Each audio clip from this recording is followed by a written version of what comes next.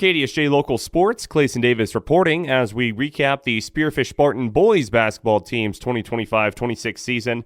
Head coach Ben Schultz joins us again with KDSJ Sports. Coach, we really do appreciate the time. No problem. Thanks for having me. The Sodak 16 didn't quite get the result you guys wanted, losing to T area, but talk about the performance of your team, that contest, as even from the very start to finish, when they got into a hole, your boys fought really from the jump. Yeah, actually thought we played pretty solid. I would say even good. Played against T, and sometimes in basketball, other teams just play better. And T went out and took that game. They were 0 for 4 on 2-point field goals in the first quarter, and then they missed one more the rest of the game.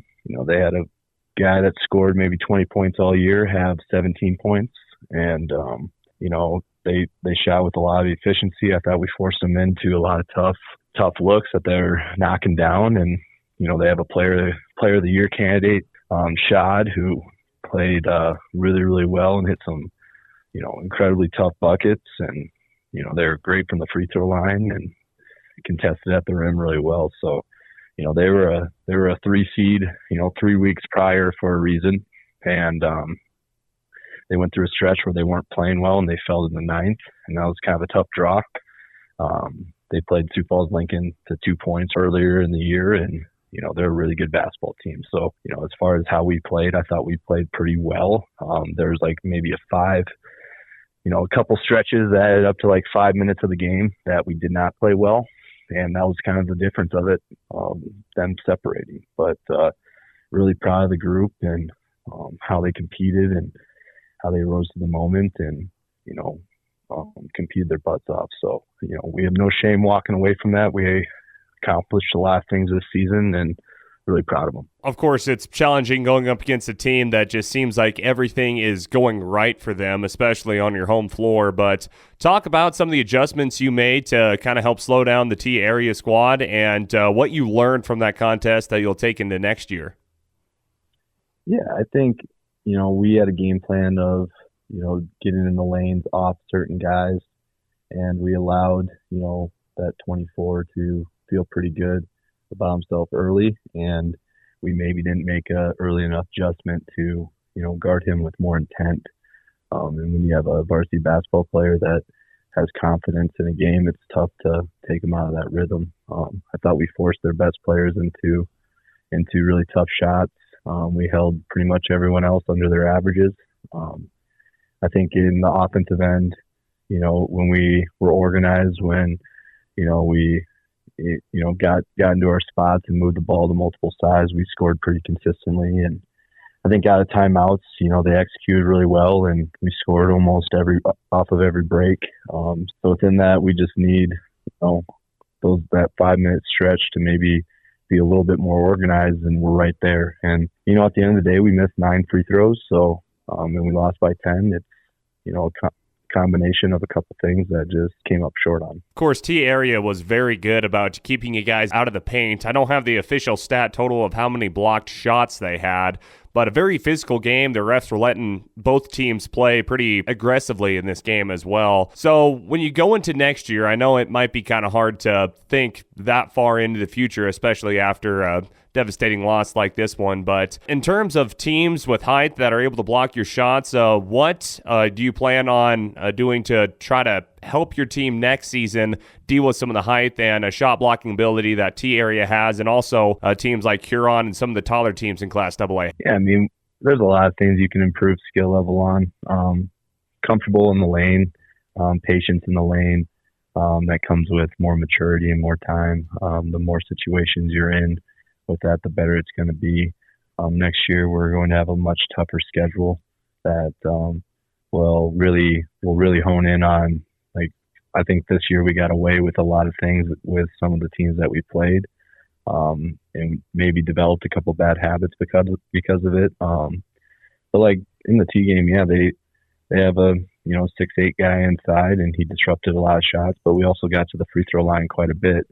So if we want to take that shot blocking out of the game, we got to convert on free throws, and that's gonna give you more confidence getting to the lane and getting there more often. But if you keep missing free throws, they're going to be really physical, and they're going to jump and try to deflect everything. So if we can improve on the free throw line and keep getting to the free throw line, like, we're going to be okay.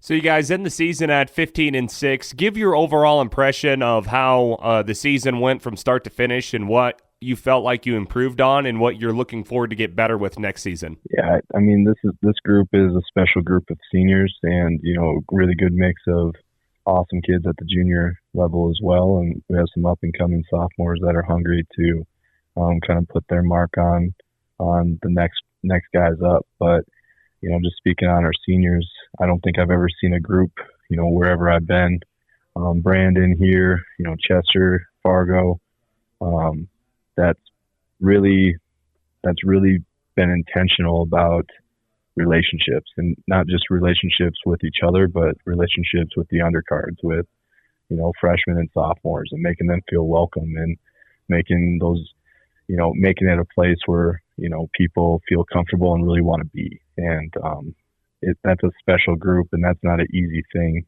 to accomplish. And it just really speaks on how great of kids these seniors are and how much we're going to miss them on that. As far as the year, I thought, as the year went on, I thought our intensity throughout the entire year was awesome. I thought sometimes our energy was too high and then too low. We got to be more consistent with how we use our energy. I mean, I think you saw it in the T game where after they called the first time out, we were kind of celebrating like we won a state championship, right away. And we just got to kind of pull it back a little bit and not exert all that energy into, the first 5 minutes of a basketball game. And that's happened a couple times this year, but I think that just speaks on how much joy these guys play with and how much fun they have when they're out there together. But as far as, what we improved on, I thought, we did a really good job of having more patience in the lane throughout as the season went on. We had more points in the paint this year than we, did last year by a big margin. I thought our offense at times was stagnant, but when they saw multiple actions, when they executed with screening angles, with intent, we were really, really good. And I feel for this team because they deserve to be in a state tournament to showcase that they are one of the best teams in the state. But basketball isn't always fair. But I'm really going to miss this group, and thankful that I had the opportunity to coach them. You look at some of your underclassmen that you have coming up through the program. You alluded to that exciting junior class that you had this season with Cade Vavruska returning. You saw great leaps and bounds in their play from Mason Southern and Carson Sire. And also your sophomores with Peyton Jones has played some good basketball at the JV level, and even when he's gotten in with varsity time. Talk about the growth and the underclassmen that you'll rely on next season and how they fared this 2025-26 campaign. Yeah, I mean, our junior class is full of talent. It was a really nice mix with our juniors and seniors. We bring a lot of talent back with, one of the best point guards in the state, Mason Southern, who tied our season assist record this year with 115. He's, I think, within 30 of the career record already. So, no doubt he's gonna take that one next year too. Cade Vavruska is, a serious scoring threat from all three levels. Carson Sire, you saw him come in with a lot of confidence this year and, help him for next year to step into a bigger role. And then, you got Thomas Hughes, who played really good minutes for us, probably around like 8 minutes a game only, but has a lot of upside with a really good athlete. We're losing, two really good defenders or on the perimeter with Bennett and Cam. Bennett broke the career steal record this year by 2. He has 176. That record's been around for about 30 years, so that one's probably going to stick around for a while. So there's big shoes to fill, but we got a lot of juniors and sophomores from this year that are hungry to take bigger steps and really develop. Talk about the performance of your JV and your C teams this season and what you expect from them as those kids start to elevate through your program. Yeah, one thing that I love about our C team this year, our sophomore group, is how they communicate with each other. When you listen to them talk on the bench, in a very non-toxic way towards each other. And they're, talking about, this guy, they're doing this. We need to make sure that we're under this. I'll communicate it. And, their banter back and forth with it is very impressive for, how young they are. And on top of having a lot of talent in that group, that's going to be a really fun team, fun guys to coach as they come up. And, JV is always a tough spot because you're trying to hide actions.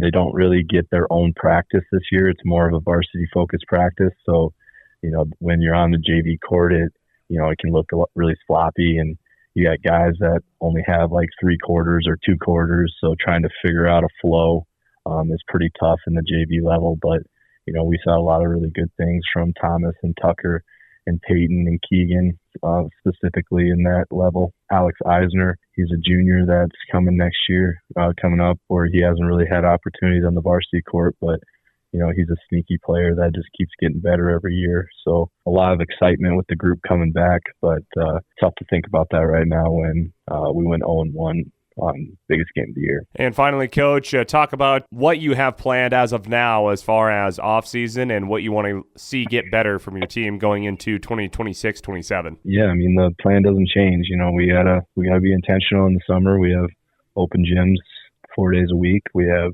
3 team camps, and there's also BH guys coach some Spearfish boys for extra basketball tournaments. That's an opportunity for them. And we'll have 3-on-3 for the middle school and elementary kids. And just we have to make sure that we don't fall into the same trap of just showing up is enough. Showing up is the minimum to be able to compete, but if you want to contend, you got to be intentional.